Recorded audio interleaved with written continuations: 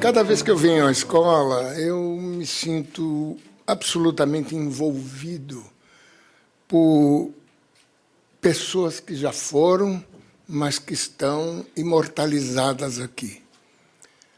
A começar deste auditório, meu velho e querido companheiro Renato Castelo Branco, pai do Irã, meu amigo até hoje, e prédios, Suzy Scheb, filha de Otto Scheb, meu particular amigo também, José Roberto Itaque Penteado, filho de um amigo meu também, que já se foi há muitos anos. Então, eu me sinto profundamente envolvido e visto a escola de uma forma muito peculiar. Eu sou, talvez, aliás, com certeza, o presidente da APP mais antigo vivo. Não sei por quanto tempo, mas estou aqui ainda. E hoje, esta missão de falar do meu amigo Vilda me deixou extremamente comovido, extremamente tocado. Por incrível que pareça, eu conheci o Vilda há 65 anos atrás. É muito tempo, mas até hoje está viva na minha memória, aquela tarde, em dezembro de 1949, quando eu fui ao encontro dele, porque eu era um simples desenhista, um esforçado desenhista, um incompetente desenhista, mas fui ao encontro dele na tentativa de conseguir um emprego na McEnergson. E tudo aconteceu através de um engano e de uma piada. O engano é que eu fui a McEn para procurar uma senhora Vilda. Estranho.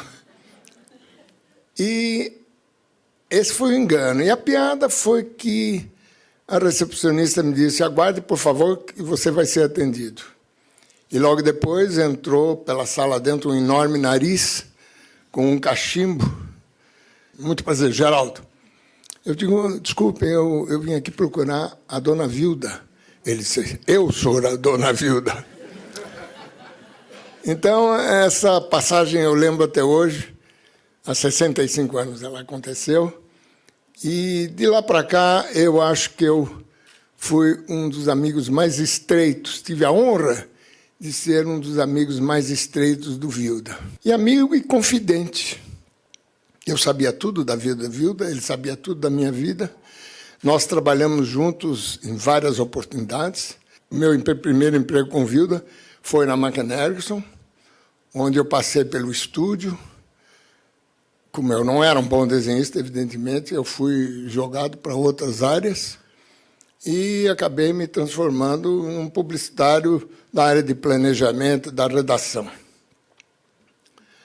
Mas mantive a minha amizade muito estreita com o Vilda. Naquele tempo, a McEnergson, só para vocês terem uma ideia, era um estúdio de 5 pessoas, com o Vilda, inclusive. De lá para cá, eu trabalhei com o Vilda em outras oportunidades. Trabalhei com o Vilda na Lintas. O Vilda trabalhou na Lintas em 2 períodos. O período a que o José Roberto Itaque Penteado se refere, em 1951, foi quando ele participou efetivamente do envolvimento do Pietro Maria Bardi com o sentido da arte publicitária. A arte publicitária era marginal, era vista como uma arte marginal.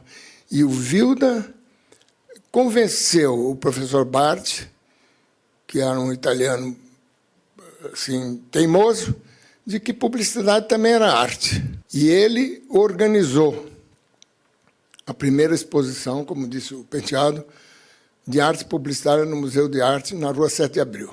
Ao Rodolfo Lima Martins e ao Napoleão de Carvalho, que foram os idealizadores da escola, coube a tarefa política de implantar a escola. Ao Vilda coube a tarefa de dar uma expansão àquela arte que brotava em todos os estúdios de São Paulo. E, posteriormente, o Vilda trabalhou comigo na minha agência. Eu tive uma pequena agência que naquele tempo se chamava Boutique.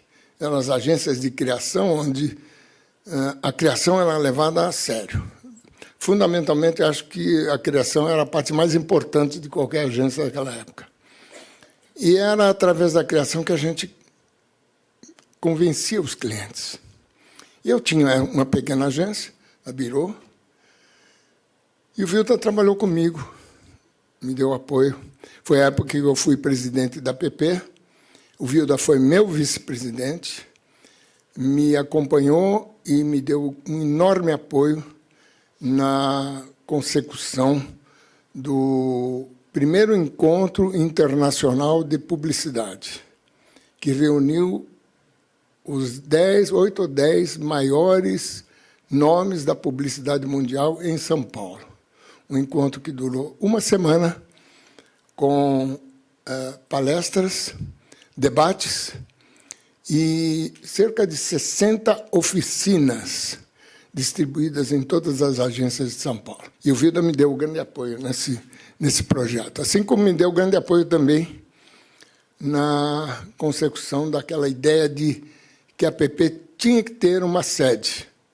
Quando eu assumi a PP, a entidade tinha uma dívida de R$70 mil naquela época, que era muito dinheiro. Devia 8 meses de aluguel, tinha umas 5 ou 6 ações trabalhistas e uma mesa de snooker. Quando eu assumi a PP ainda estava na 24 de maio, com todo esse panorama tétrico. E eu lutei para que a PP pudesse ter uma sede própria. E, com criatividade, nada mais do que criatividade, eu consegui fazer um dos meus clientes, que era a construtora Adolfo Lindenberg, ceder um penthouse na Rua Hungria, que ele desejava que eu comprasse, mas eu não tinha dinheiro, e eu convenci a aceitar cartas de crédito. Curiosamente, a primeira carta de crédito que eu consegui era aquela que eu julgava a mais difícil, a mais remota de ser obtida, do Estadão. José Maria Almeida de Montes acedeu ao meu pedido, deu uma carta de crédito de R$500 mil, naquela época era 500 mil cruzeiros, né? Quem é que sabe qual era a moeda daquela época? Eu não lembro.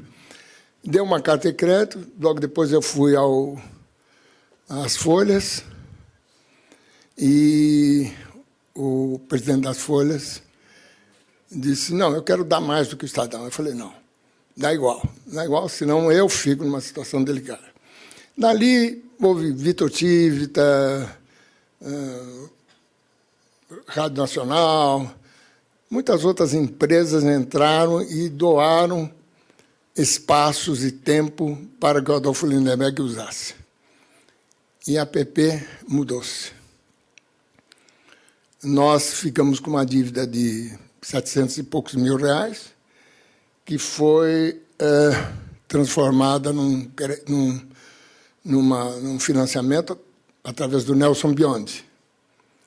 E a PP mudou-se para lá. O Piratininga, que me sucedeu, mobiliou, porque até então a sede ainda não tinha móveis. O Piratininga também mobiliou, fazendo permutas.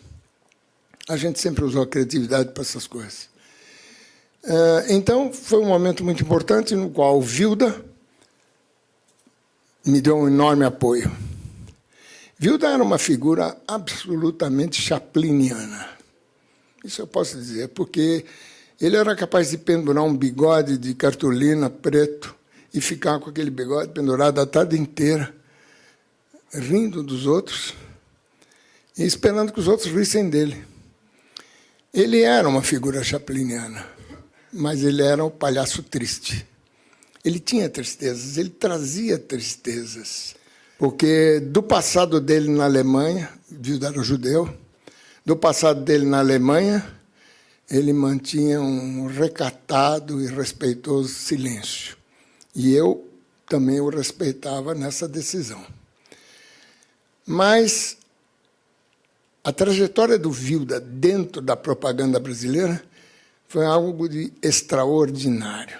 Um jovem imigrante que veio para cá fugindo do nazismo, impelido pela sua família para fugir, chegou aqui com 17 ou 18 anos e já começou a trabalhar em propaganda, em publicidade, e fez uma linda carreira. Respeitado hoje por todo mundo e transformado numa medalha. Isto é de um valor extraordinário. E eu me sinto profundamente agradecido pela vida por ter me dado a oportunidade de ser amigo do Wilda. Amigo, uma amizade que durou exatos 59 anos, até o dia que ele morreu.